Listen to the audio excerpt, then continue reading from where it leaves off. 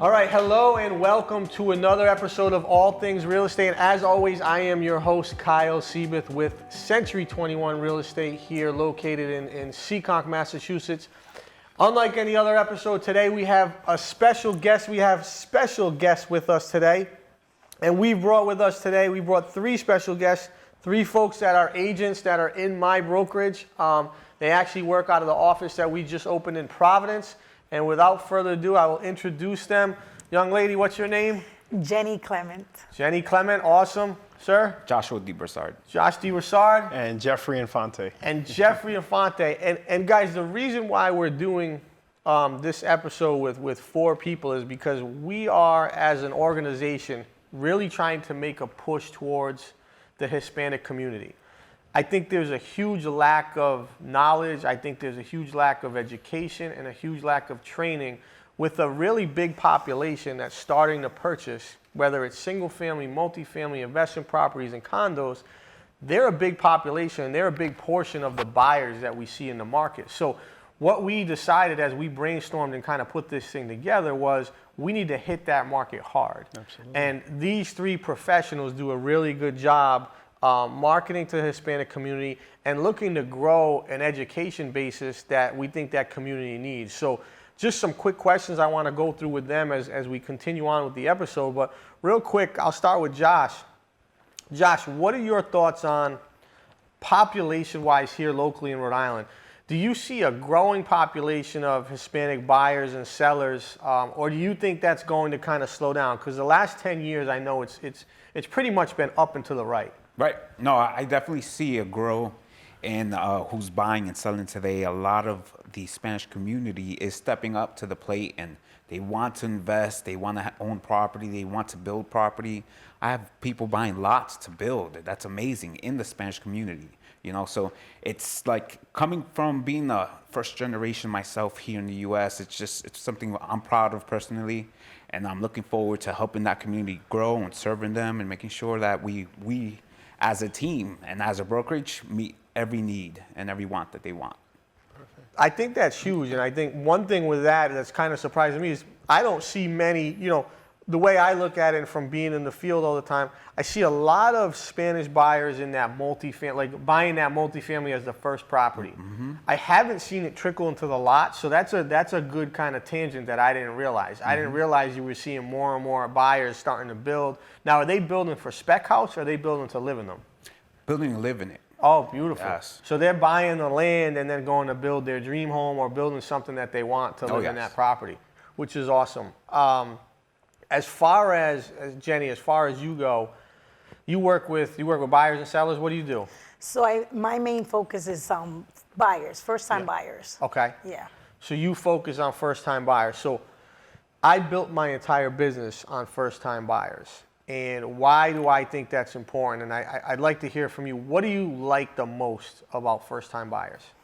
So when I started, I always remember when I first bought my first house. I bought my first house when I was 21, and I remember how nerve-wracking I was. I was nervous, and I was blessed to be able to have an agent that was able to hold my hands. Mm-hmm. And that's one thing that when I decided that I was going to do this business was to be able to hold my client's hand and walk them through the process and be able to educate them and be there with them because I understand what they go through. You know what I mean? So let me ask you a question, follow up on that. So, and I want to ask two of you guys this as well.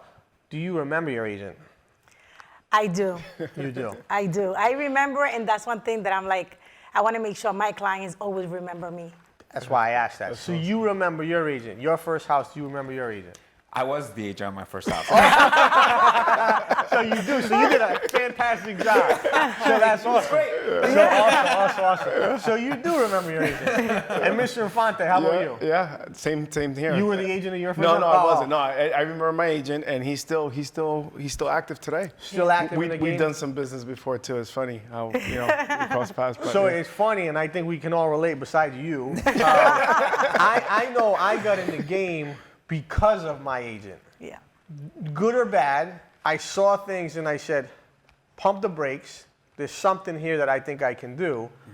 I saw what she did. I saw what I can do. And I said, okay, I might be pretty good at this thing. Mm-hmm. But I don't know, is that why did that help you get in the game? Well, that was a Yes, while ago. Actually, it was. She saw something in me that I didn't see. She was the one that was telling me from back in the day, oh, Jenny, you could do this.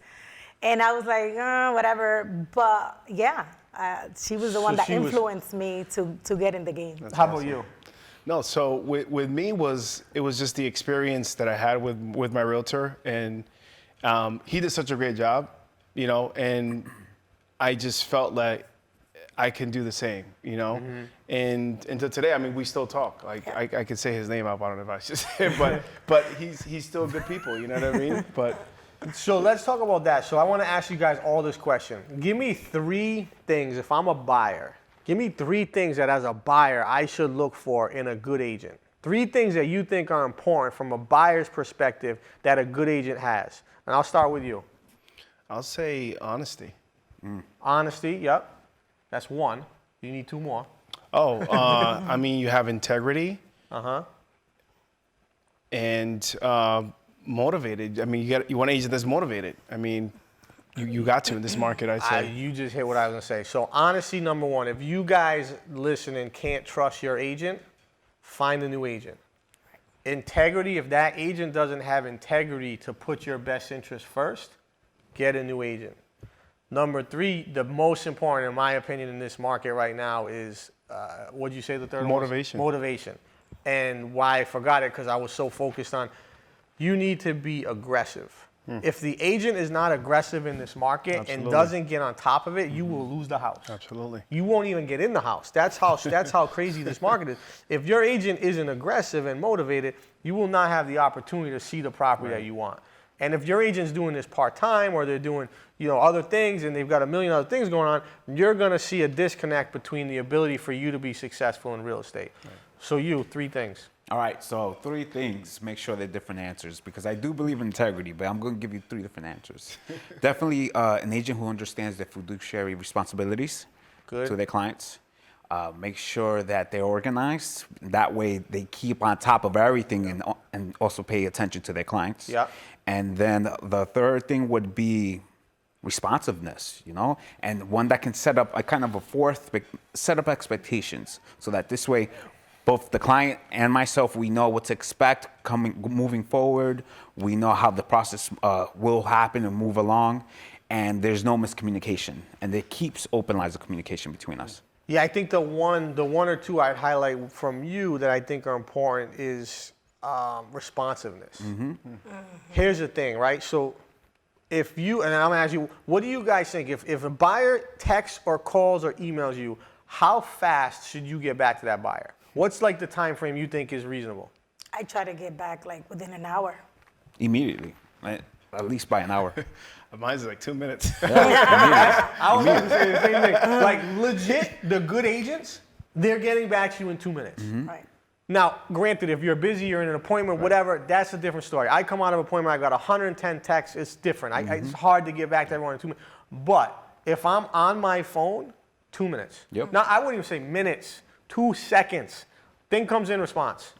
And if you have an agent that's not doing that, I hear a lot of buyers and sellers complain, well, my agent doesn't respond for days. That blows my mind. That is like the most mind-blowing thing on the planet, that you can go a couple days and the agent doesn't respond. And I legit hear that probably once a day. Oh, I'm working with this agent, he doesn't respond. I don't hear from him for like 3 days. That's craziness. And one of them was an investor that I work with all the time. This guy found a property for my investor, right? So my investor ended up, he found it for him, so he gave it back to him. That's the right thing to do, right? Yep. You find an investor property, you give it back to him. This guy would legit get an email on a Monday and not respond till like Friday. Oh. Like, how can you operate like that? So responsiveness, to your point, is such an integral part of the buyer-seller-agent relationship. Right. Right? I think that takes the cake. So from you, it's motivation, right? Which is kind of similar to response and honesty. And then Josh, responsiveness. And then Jenny, what would you say? I will say commitment. Just being committed to my clients. Commitment, trust. You got to trust your agent. And just loyalty. Just have that loyalty with your clients. So loyalty goes both ways. Right. buyers are liars. You guys heard it here first. Buyers are liars. You guys don't give two you know what about as long as you get but here's the thing, how do we make them liars? Do you know how we make them liars? Because we don't get back to them. So buyers start to lie and do whatever it takes when they feel like they're not getting what they need. Right. So if a buyer's not getting a response, if a buyer's not getting in a house, Yep. if they're not getting their offers accepted, buyers become liars. Yes. Whose fault is that? It's us agent. four. Yeah. So it's us four fault. But again, I think in this market though, agents and buyers have to understand that expectations are important. Absolutely. Right? So if you're an agent, if you're working with an agent and they set an expectation that, hey, if you reach out to me, I'm gonna get back to you in 24 to 48 hours, you need to understand, does that work for you? And if that doesn't work for you, you got to move on. You got to find somebody else. But if we set, and I think in multifamily, we see it the most. I'll have a buyer who will be like, hey, I want to see this property. It's a 3-unit in Unit Street in Providence, right? How fast do you think you're going to get them in? 48 hours. How fast do you think you're going to get them in? I'll try to get them in 24 hours if I can, right away. But realistically, but tenants. that's to his point. Because of Right. tenants. You see, what you did was you have to set, I'm going to tell them this. Ideally, 48 hours. Yes. Best case, 1 week. Worst case, 1 week rather.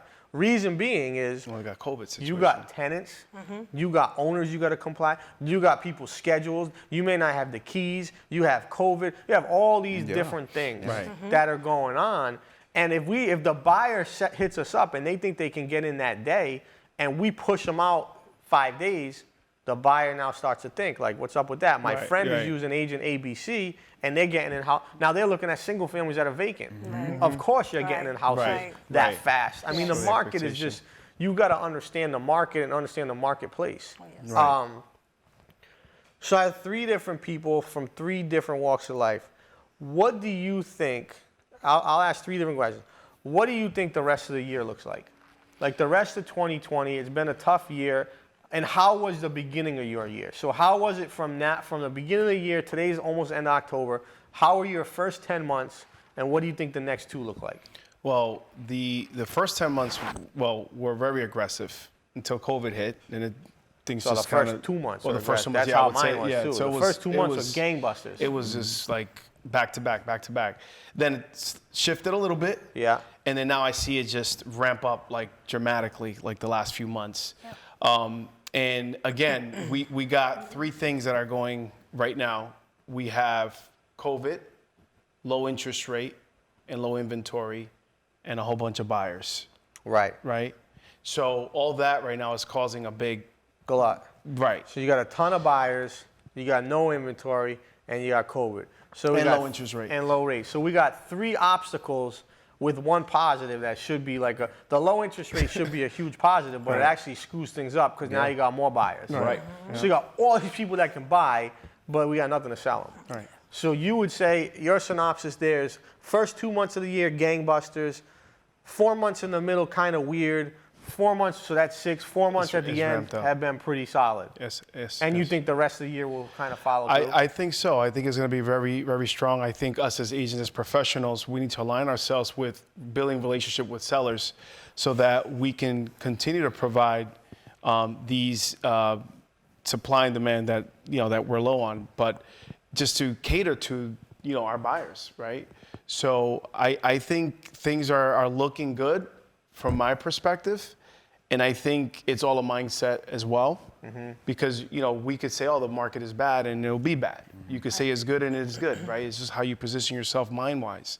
But I think overall, I think we're in a good market, and I think things are going to be looking good as they go along. That's my opinion. What do you think? I asked you, what do you think next year looks like? I think next year we're going to see more inventory for sure. I think for a couple of reasons, because of what's happening now towards the end of the fourth quarter, as we like to put it. We definitely have a ramp up of more buyers, and things are going over asking for crazy amounts. I know we all know, we've all been putting in offers, cash offers for 40, 50K over asking, waiving all kinds of things and not getting it. That's crazy. Waiving everything. I'll waive everything. I don't even want the house. I just want to get the office. You can actually keep the keys. We don't even need the keys. Oh my They gosh. don't even see and they put offers. It's craziness. I got an I'm seeing offer that in my open house. It's Like, crazy. before the open house, I was already getting an offer. I'm like, but you haven't even seen it. That's They're what like, I "It's say. okay." And then how can you offer something? Like, it's crazy. It's totally crazy. Totally So crazy. because of all of this, what's going to happen is, word travels fast. So sellers that have been sitting on things, worried about COVID, or just wanting to do the last final touches on their home, come next spring, forget it. They're going to start putting their houses up for sale. Right. I agree. And there's also another factor where, unfortunately, there were people who are going to be foreclosed on because they were laid off. So when that happens in the next 6 months, that's another flood of inventory. And those buyers aren't going to go anywhere. So now we're just going to have more inventory. And we as agents are going to be even more busier. So Next year get ready for that. will be the best year Right. you ever see in real estate. Ever. As long as COVID goes away, in the sense that people start to get back to some sense of normalcy. If we get back to some sense of normalcy, you'll be busier than you ever imagined. I guarantee you that. Your point on the buyers and the sellers, and here's another piece that I think you didn't even hit on, was all of 2020 was lost. The selling season in 2020 was gone. We had no spring market. All those people are going to cycle into 2021. They have to sell at some point. Right. The public's always behind. They're always going to be in the rearview mirror saying, "Oh wow, the market's really strong. We can get this huge number." Right? So at the end of the day, they're going to be yearning to sell. So I think that were great points. I think you hit it right on the head. My friend. I didn't even ask you a Oh, I question. thought you were going to ask me the same question. No. I'm sorry. What would you say to a seller today if they were like, the holidays around the corner, what do I do with my house? Sell.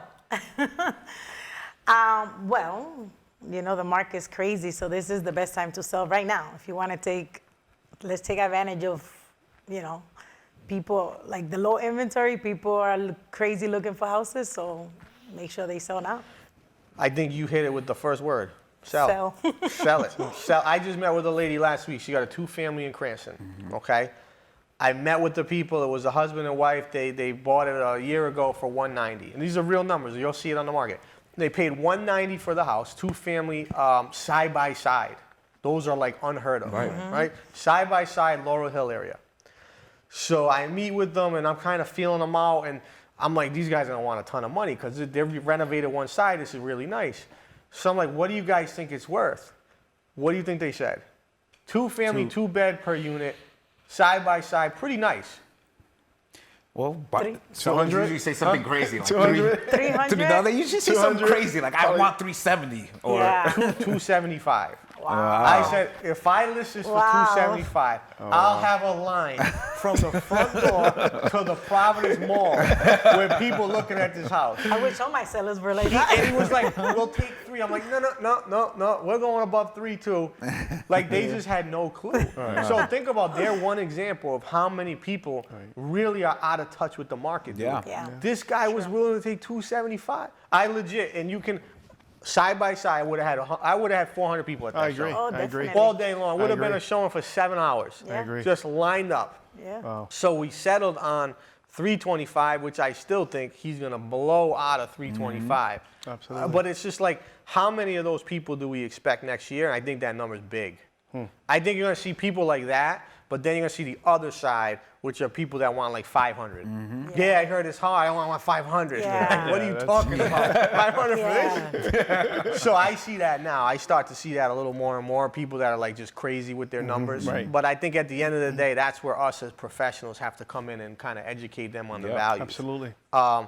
But with that, guys, I just want to say thank you. And we are opening, so everyone understands, we're opening, or we've opened an office on Pocasset in the Laurel Hill section of Providence, Silver Lake, Laurel Hill area, Providence, Cranston.